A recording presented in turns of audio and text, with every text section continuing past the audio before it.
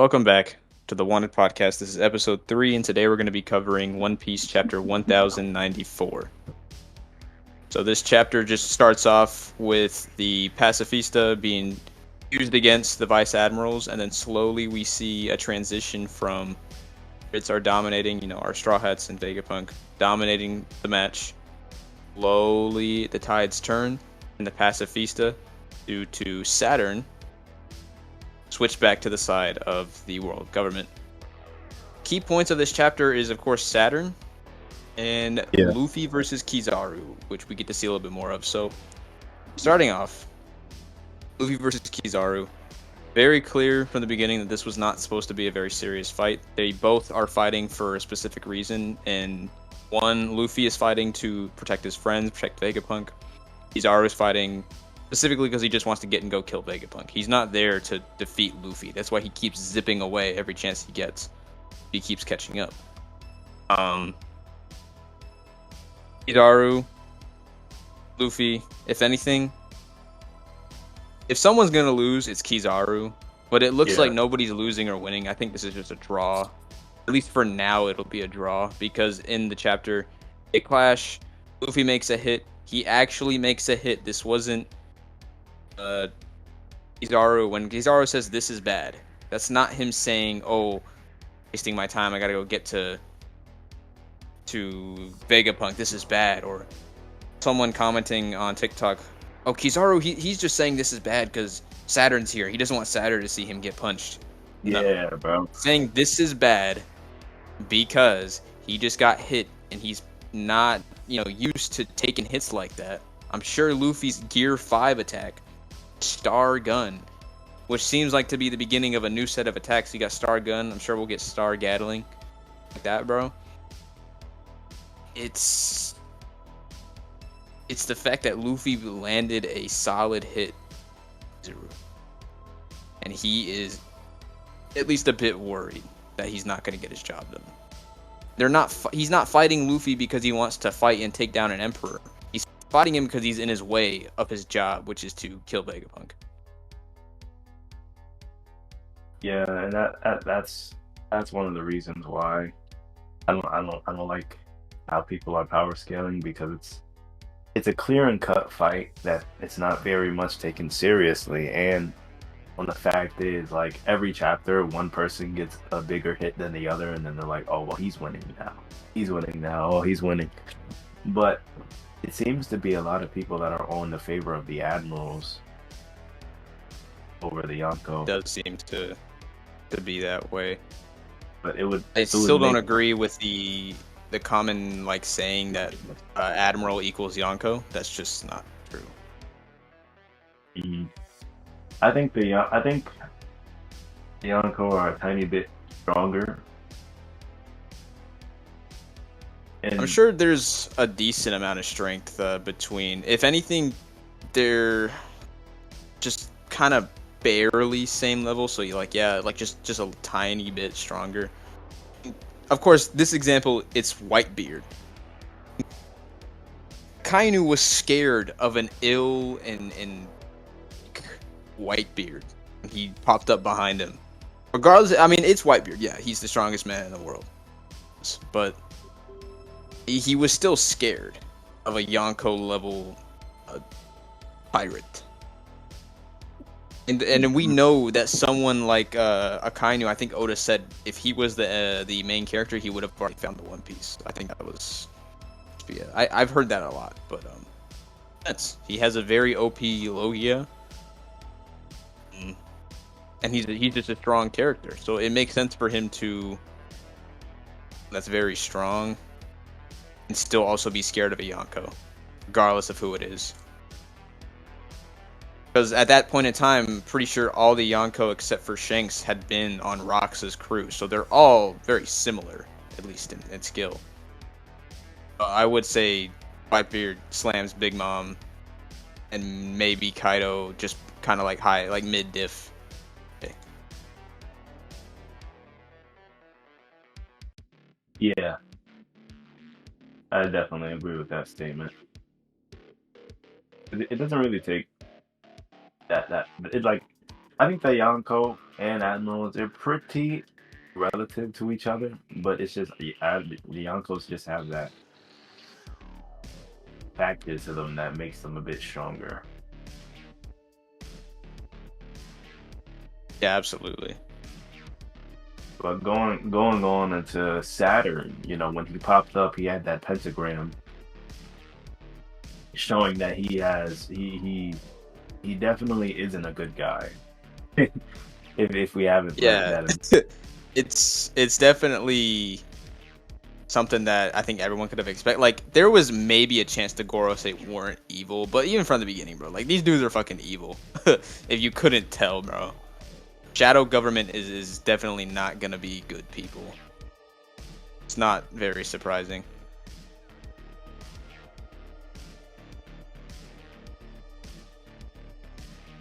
Like, at all. And the reason why I say that is because he also it was a mirror to Shanks, where he also was like, when Shanks came on the ship, they were like, everybody step away from him before it's too late, before you guys get knocked out. And I think one thing that he did was, with the screen that looked at him, his whole head came off. Oh yeah. So that is something that I'm guessing is obviously it's part of his power, and the reason why I say power is because I don't want to call it a devil fruit yet. The thing that I had heard, and it kind of stuck with me. I think it was on a Tekking video where I think he was actually answering a question where maybe there isn't, like, these aren't yokai fruits, but these are actual just yokai, like they're demons that existed. What is it, like 800 years Void Century, right? We know they're from the Void Century, if not even longer than that. But these are actual demons that control the world. Therefore, these aren't devil fruits. They are probably genuinely just what they are.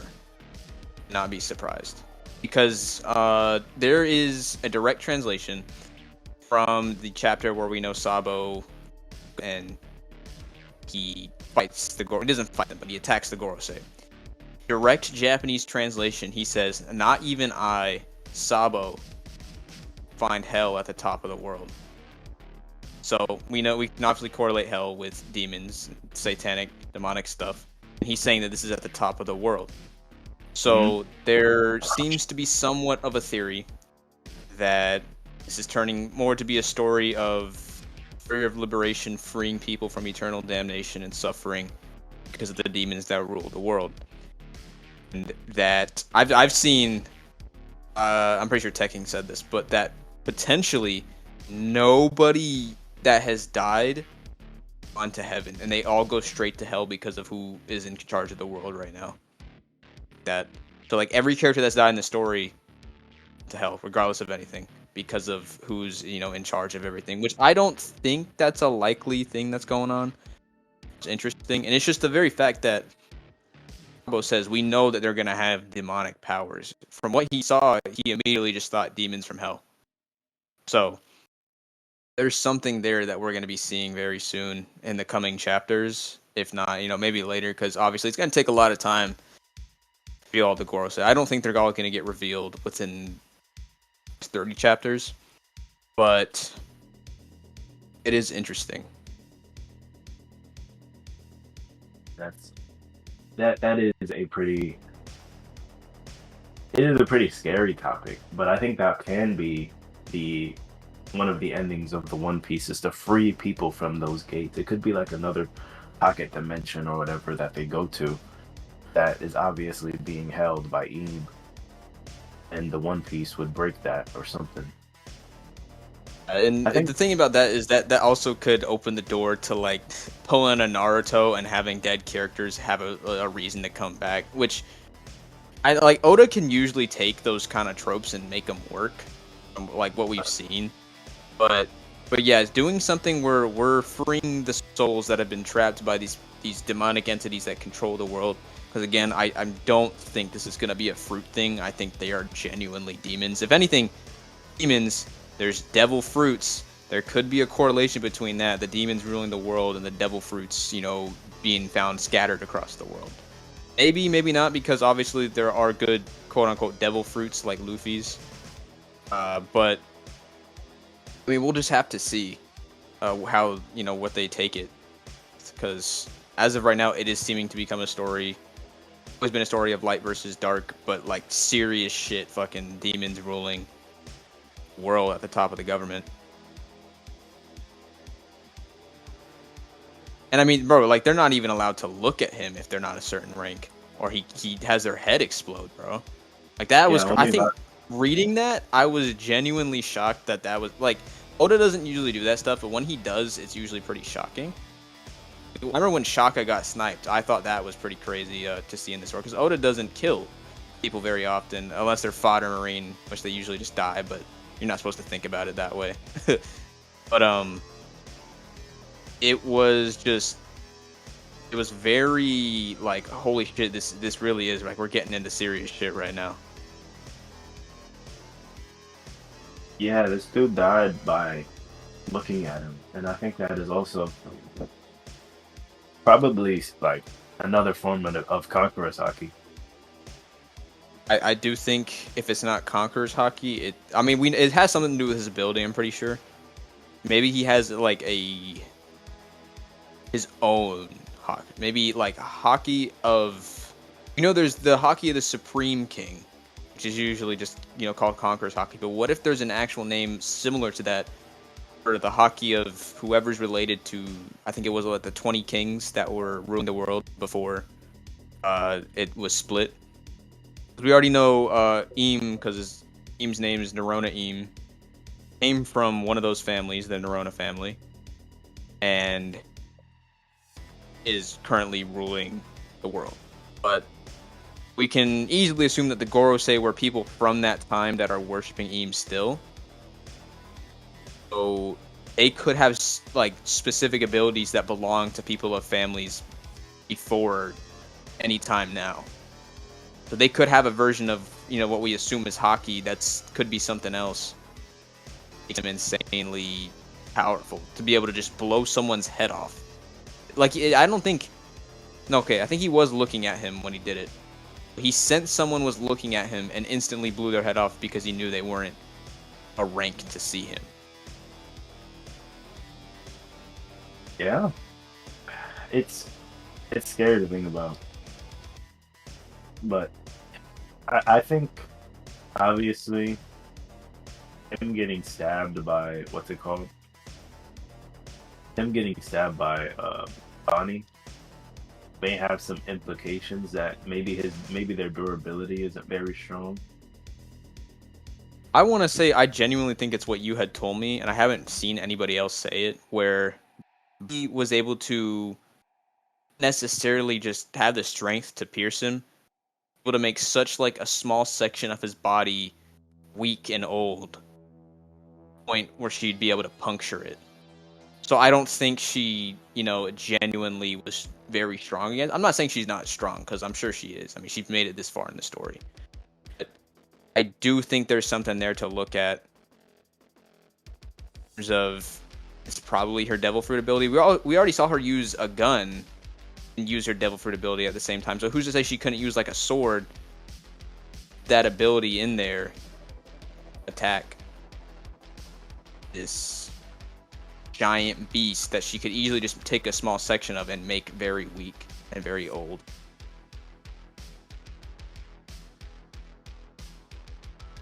Yeah, That's at least what I think has happened, because you said that, and that's like the only thing that makes sense to me. Because I've seen people say no, that they just probably don't have good durability, which isn't out like off the table. But I mean, come on, to have somewhat of some good durability.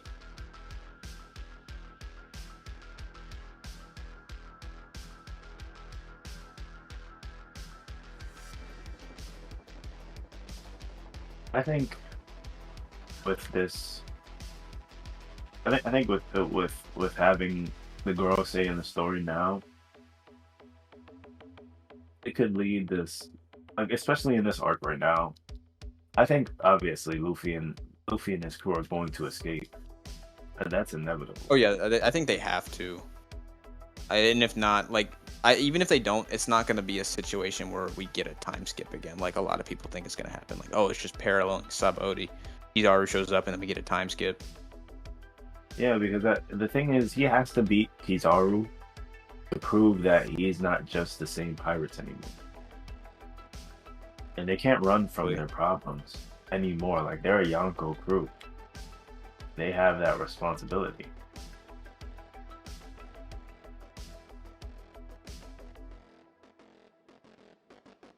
Exactly. So, all in all, I think one of the biggest things that we can take away this chapter is the correlations to the real world that we get seeing the demonic Gorosei that we see in the story. So you can look at it as the people as the top having a correlation with demonic and satanic rituals. I mean, the first shot we see of him appearing, pentagram.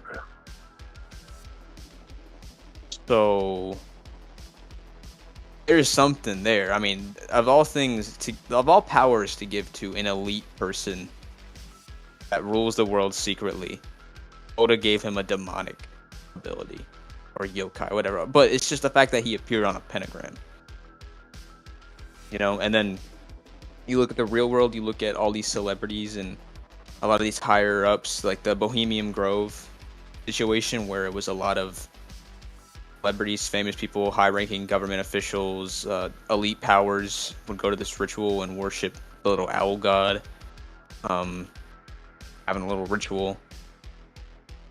Again, the celebrities like Doja Cat, like Azix, stuff like that. And despite all of it, you can call it conspiracy, right? There's a lot to take in with that. And people don't want to believe it because it would kind of destroy that sense of security that they get, believing everything's okay. Mm-hmm. And I think you can correlate that with the world of One Piece, where I'm sure that there's a lot of people who know what's going on, but don't want to admit it. They follow, they're like, there's a world government. They don't really question it all too much. They have celestial dragons. They don't really want to fight. They hate them. Yeah, they're not going to fight back against them, though, because they're scared of what would happen. They get killed if they do. If you so much as walk in front, what was it? Zoro was walking in front of Charlos, and he wouldn't bow down to him.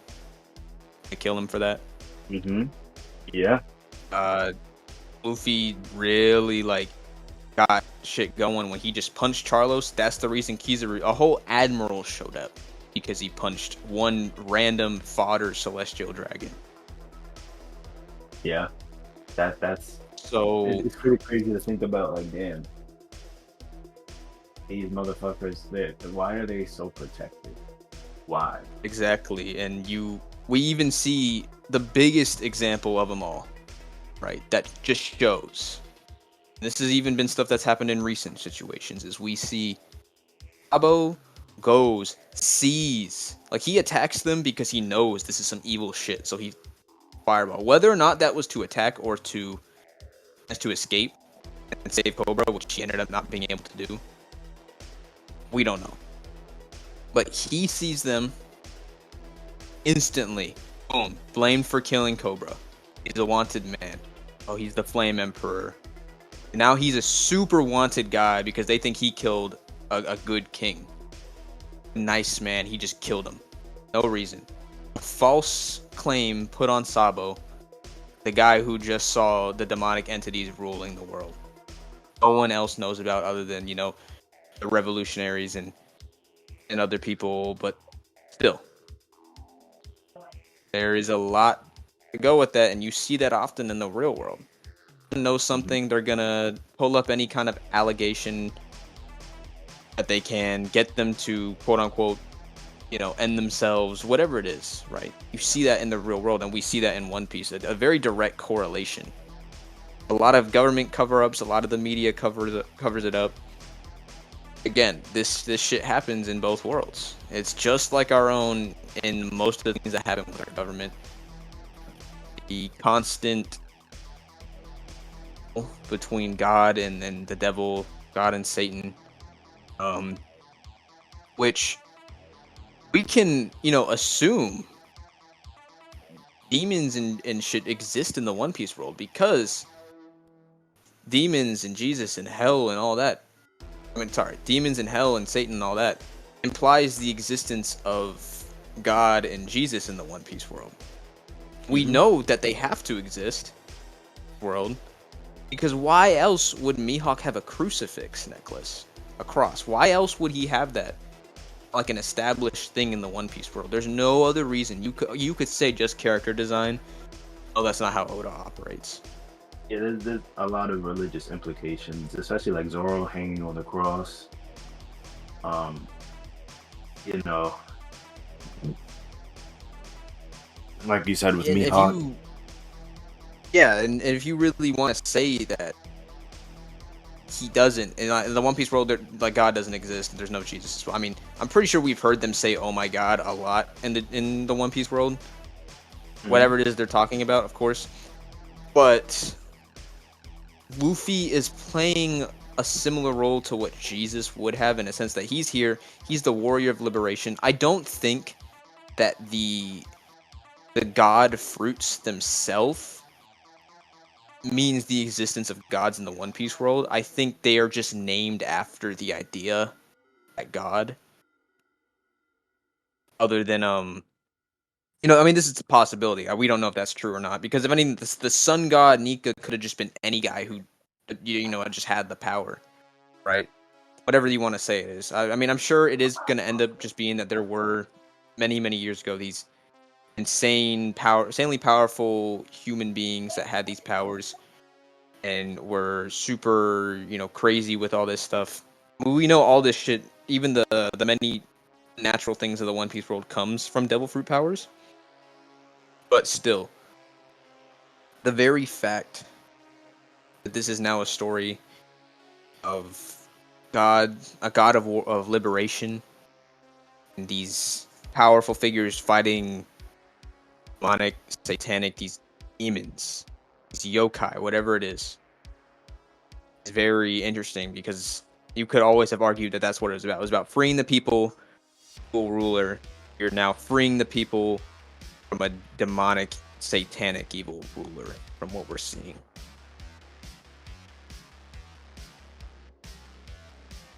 And that's what the Gorosei probably are. They're definitely demons. Again, like we said earlier, why would Sabo refer to hell as to describe?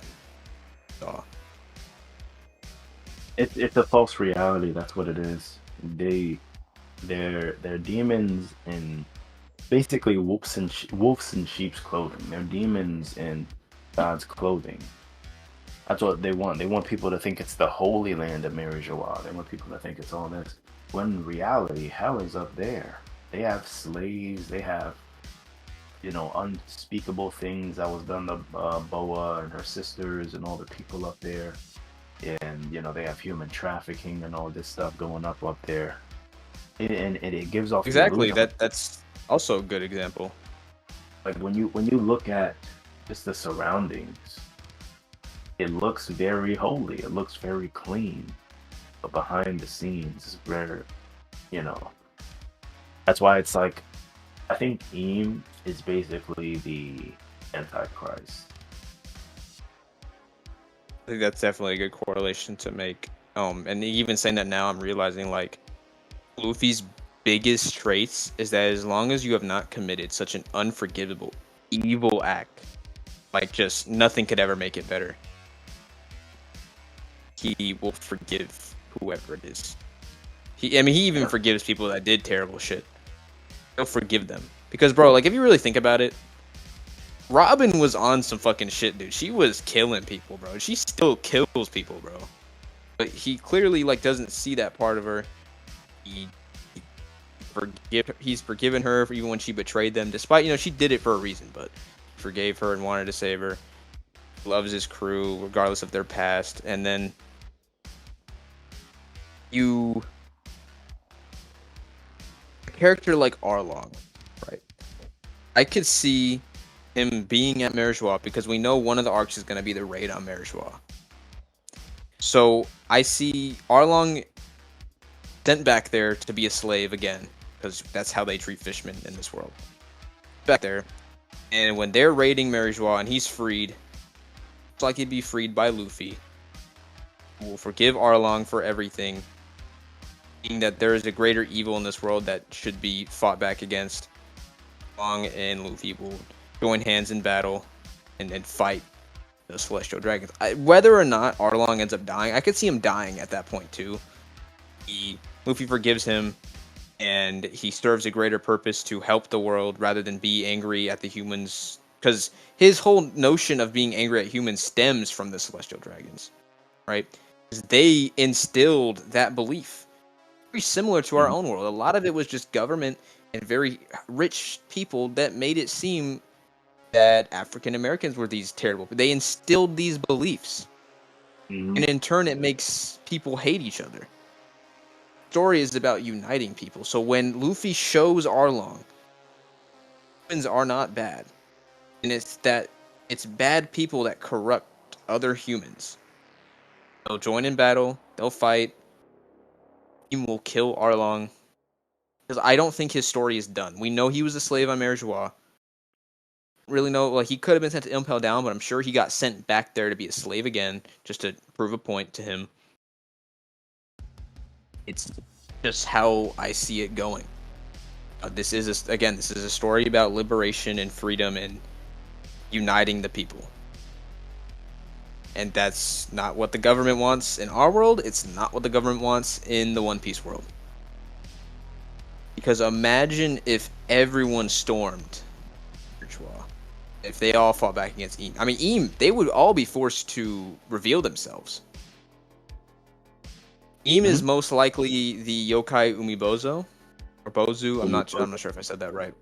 I mean, it looks just like Eam. So we know Eam is a giant demon. Would be very hard to hide. But honestly, if we're at the point in the story where it's like they're taking over, they're freeing people. Actually, yeah, go ahead. I don't think she's the Umibozu, and I think, because we saw in what's Moria's ship, that arc called Thriller Bark. Thriller Bark. We've seen the huge monsters that roam Thriller Bark, that sea. I think the yokai are actually a race that used to inhabit this earth, but Joy Boy back then probably killed them all off. And there's only a select few here. And like the race of Umibozu are the ones that roam around the roam around the Thriller Bark. And we only have a select few people that are actually like the yokai race, which are the Gorosei and Eam, which she is the. I think it's one of them that actually sounds like Nerona. It's something like Nerona Snake or something like that, and it's one of the most notorious ones. Yeah, I could see. I mean, I think the only thing about the Umibozo stuff that people say is because it's just Eam spelled backwards. But yeah, yeah, she's something. And again, I think it's a woman. A lot of people keep referring to Eam as he just because of the kanji used in Japanese. But like, there's no point in Oda to confirm it, so he's just gonna use like a male one because it's like, oh, it's a guy, right? From what we've seen, the silhouettes, and there was a really good silhouette where you could see kind of a bit of a light shining, and the face was very curved, like a woman's face in One Piece. Well, pretty soon we're going to hear Eam. Like pretty soon, I'd say probably by January. Okay, so about that, right? I think you could hear Eam speak in tongues, like multiple voices, at the same time, because if we're not going to get a confirmation from it, it'll be something where it's hard to tell what the gender is from the voice. I don't know.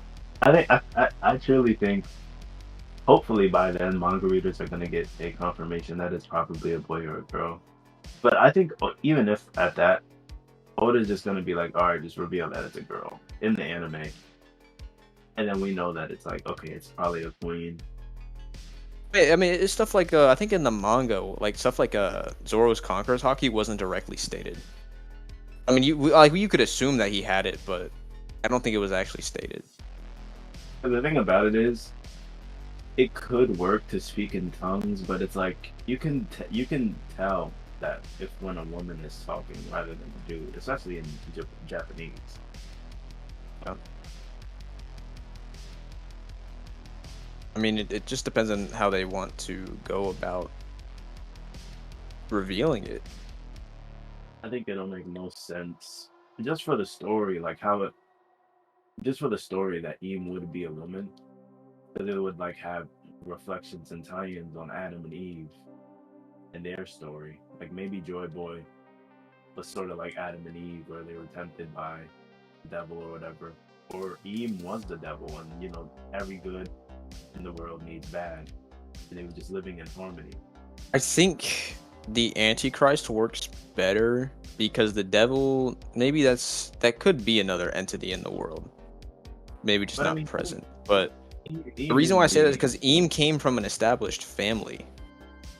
We know that. I mean, that doesn't mean we can't base an age off of that. I mean, Eam could have been around a lot longer than that for all we know. That could be a cover up. Saying there was an Eam in the Nerona family. Like Eam had been for a while hopping between families till eventually just taking over the world and becoming anonymous about it. Yeah, I mean, she's gonna have something that is gonna be very terrifying, like for the Straw Hats to go up against it, or in the Revolutionaries. Because I mean, see also the Eam fight being between mainly Dragon, because his whole thing is the Revolutionary Army. It wouldn't make sense for not have as big of a role in that fight. I mean, if anything, that's the Luffy and Dragon versus Eam fight. Since father and son fight the demonic entity that's ruling the world. Makes sense.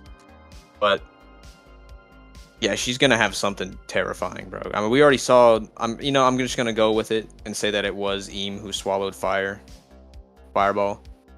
yeah, it was. So we know that she's massive, and that she can negate most things, especially fire. Yeah, she just ate it, bro. And I mean, we know it's her because why would she transform if the girls were the ones that did it? Exactly. She wouldn't need to, especially if her steed is the one that's going to be fighting Sabo. Unless it was an attack directly aimed at her, I was like, all right, I need to transform and stop this. The thing is, though, Sabo saw it. He saw it. And that can be what reveals Eve's face in general, and reveal that she's. Yeah, because you think he would have said, like, we would have at least seen a confirmation when he was telling missionaries about it. Like, was it a man? Was it a woman? He just said he saw. And you know, yeah, you're right. He because like I often forget, isn't just a black figure. It's someone that has a certain look, because all people in One Piece start off with their silhouette, just a blacked out character. Even Green Bull was like that. And that's why I'm not keeping my expectations super high. I know it's probably going to be a very beautiful woman, if it is a woman. But I'm not expecting this guy to be her to look super villainy, like sort of like Kaguya from Naruto. I think she'll appear very divine. That's what I'm saying. Just very I expect her to look a lot like Kaguya from Naruto, with that white skin, you know, the big robe. I don't expect her to look very human. I think outfit-wise, I would see the Kaguya working. It's a little. It's just like I wouldn't want it to be like a Kaguya kind of color palette swap. I think the idea of how she looks makes sense. But yeah, I mean, it's hard to tell what to expect. Because we also know that she's at least Man, I don't know. It's kind of hard to tell. You can't really tell, man. I think she's on the shorter side. I mean, the Or only real tall. size comparison we could see was the giant straw hat. I'm assuming tall. And if anything, bro, the throne has to be massive that she sits on, and that should be the biggest indicator. So, man, it's tough to kind of figure out. I mean, she could be already established race in One Piece, if not just human. That's what I'm saying. I think it's so more maybe divine or whatever. But it just doesn't make it just there's so much to know about the One Piece world. Like when you really think about it in the grand scheme of things, like I think yeah, she's probably divine, but that would have to make Joy Boy divine at the same time. And then how would we Yeah, explain and that? we know that he was so okay. So we can already we know that devil fruits were around at that time because obviously there had to have been a fruit a boy to eat to then pass on. Someone dies, then it reincarnates. It's revealed that they existed after his time, and he just had a fruit of his own come into existence. But Well, we got a bit history of the devil fruits, and it's said that what's it called? That they're manifestations of wants, basically. yeah, Like they're they're manifestations. manifestations of people's dreams and wishes. The only Right. thing So about like, that is that I think Vegapunk said that's his theory. So unless Oda's just gonna go with that, it could be more broad of that. Like yeah, somebody like sacrifices made to make that happen. I think it's a manifestation of will and want, like a very big desire. Like if you really, really, really want to become a man who can just turn his fingers into pencils, then a fruit somewhere in the world will spawn on that. I mean, yeah, there's fruits that like are based off of man-made things. Like Bija's I don't know what his fruit's called, but I mean he can turn into like a house, like a Okay. mansion. He can turn into cannons. So he can turn into things that are pre-established man-made things that are in this, as far as we know, naturally occurring fruit. I think Joy Boy was the king of the D's. He was the clan leader. He was the. I think that was probably just his name in general. Maybe a fun little theory, but I think he put a curse on Eve and the world after his betrayal, after his death, that would spawn these devil fruits. Which is why, because I think Eve wanted the world to herself. He gave her a devil fruit, which is probably the one that she has now, one that she absolutely hates. Because the thing I is, think it's something that would have such a major drawback what she's trying to Mhm. do. Eve is Mother C. She is like that is her. She is Mother C. Whenever they mention that, I always think that they're mentioning Eve. She is probably Mother C. And what is the thing that she loves is the sea. And what is the thing that takes away your ability to swim? Devil fruits. The devil. I think that he caused devil fruits. Basically, the curse of D, the will of D, is basically a curse on her, on the world, where there's going to be certain individuals, no matter how many years, no matter how many times you kill them, it's just going to be a cycle repeating itself and repeating itself. Sort of like how Roger,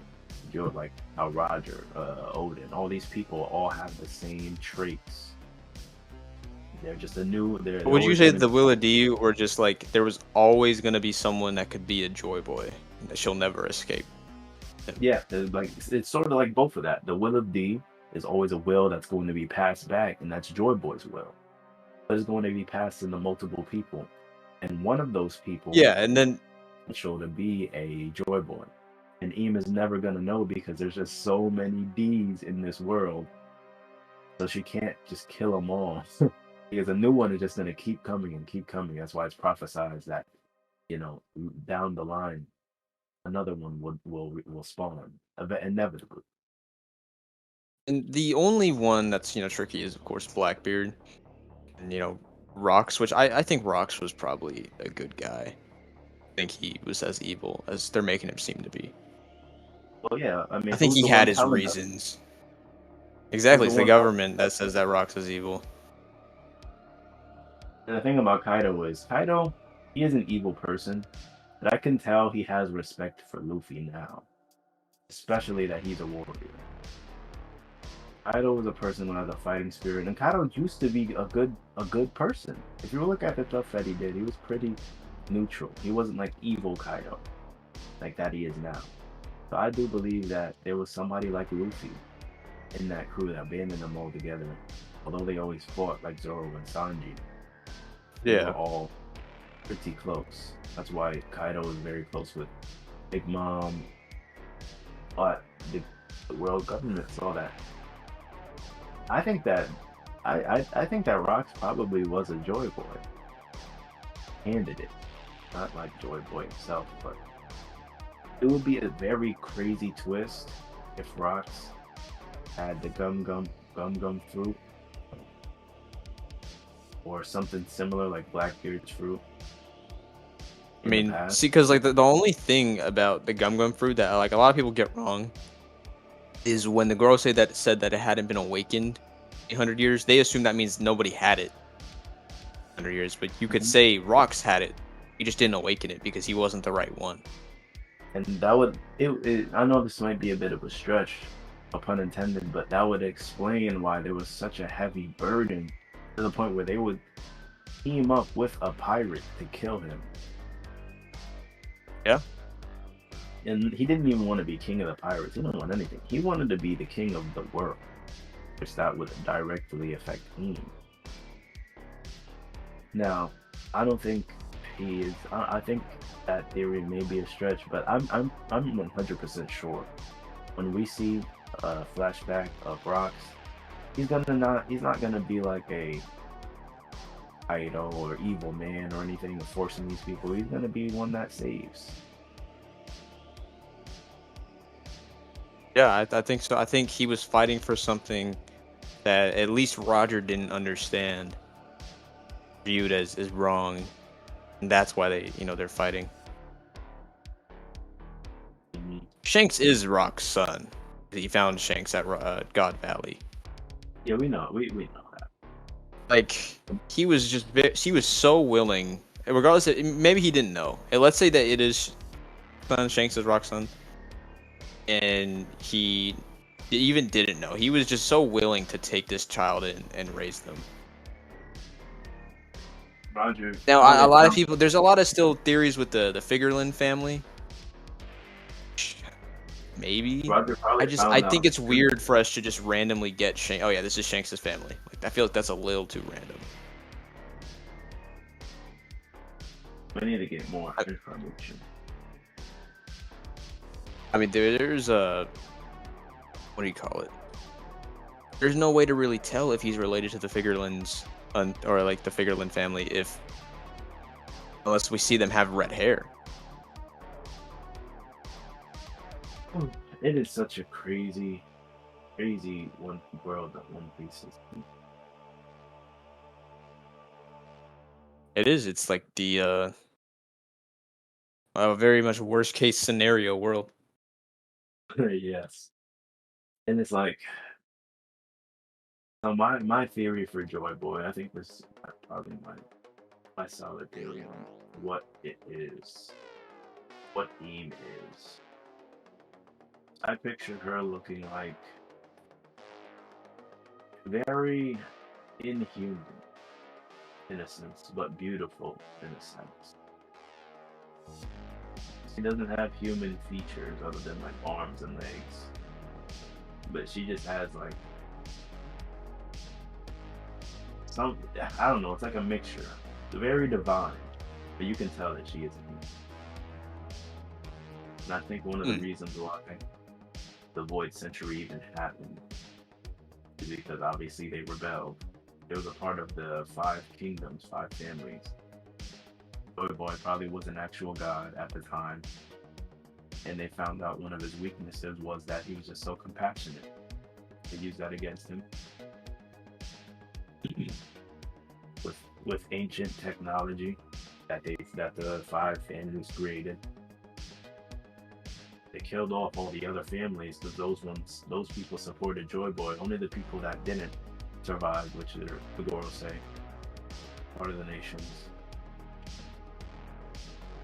I don't, I think that the Gorosei may be immortal because they never age. And I think back then they were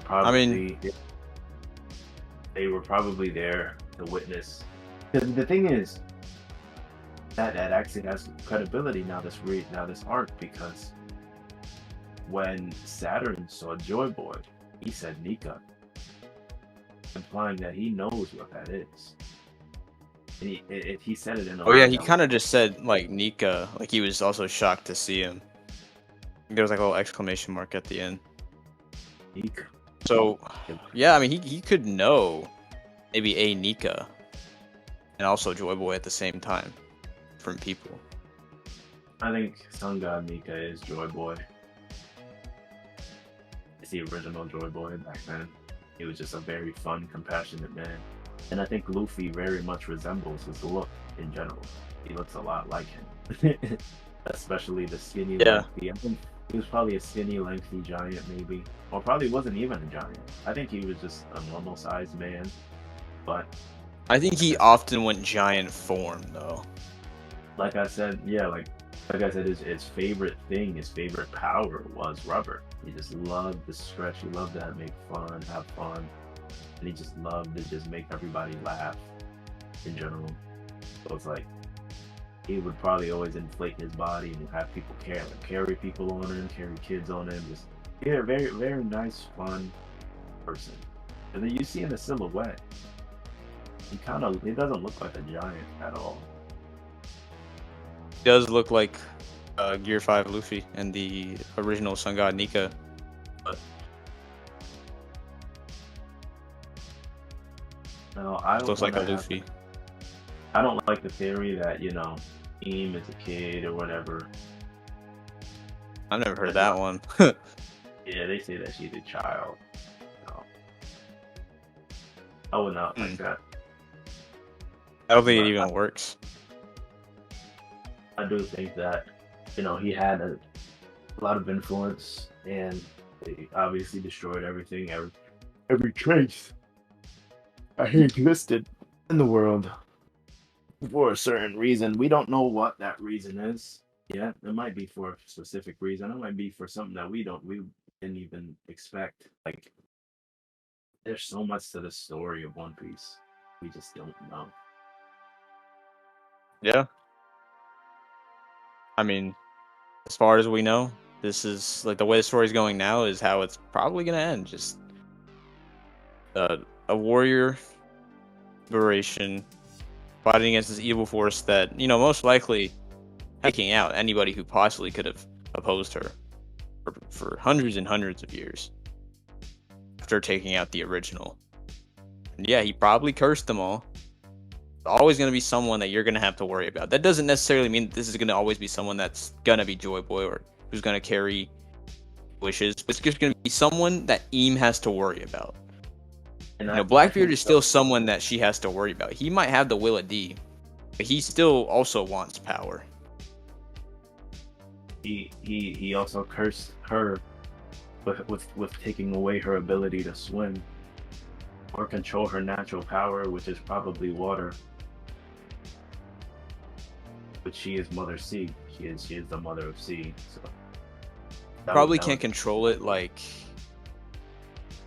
the actual ocean itself. She might still have like a water Logia power, but she probably originally could affect the water in the world, all the ocean.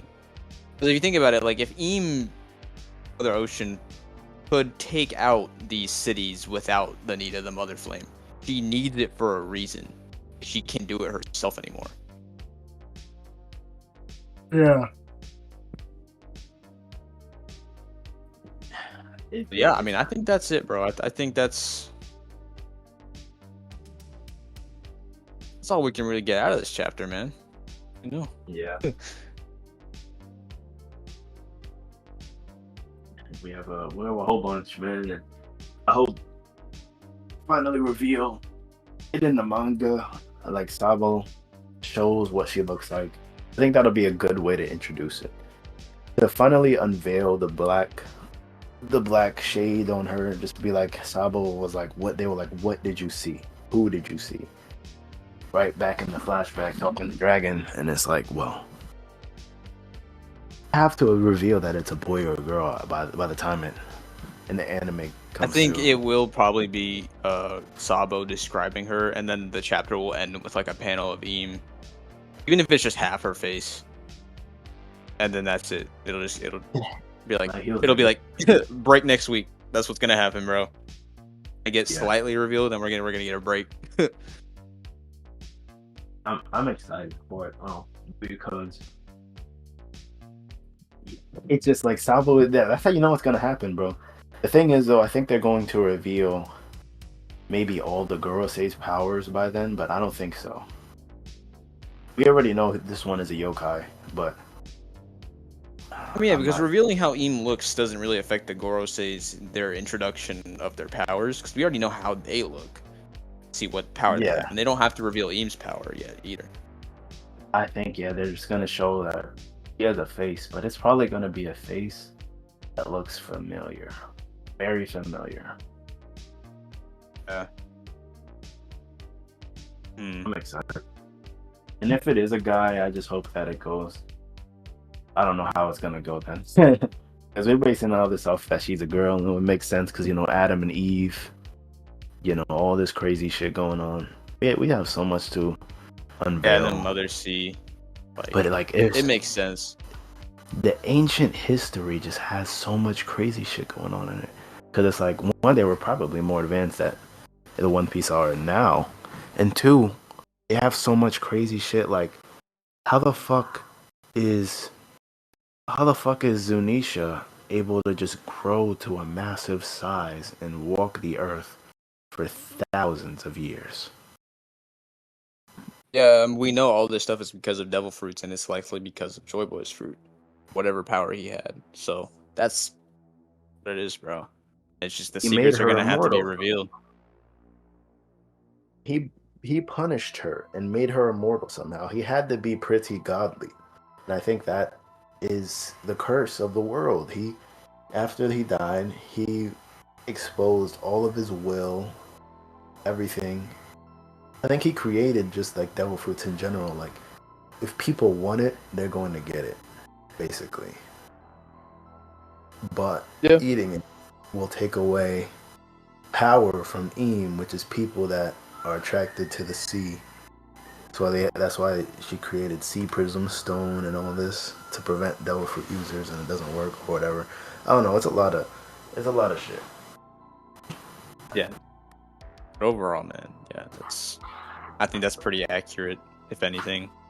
I mean, just vaguely stating it, yeah, I think that's a good idea of what we can infer.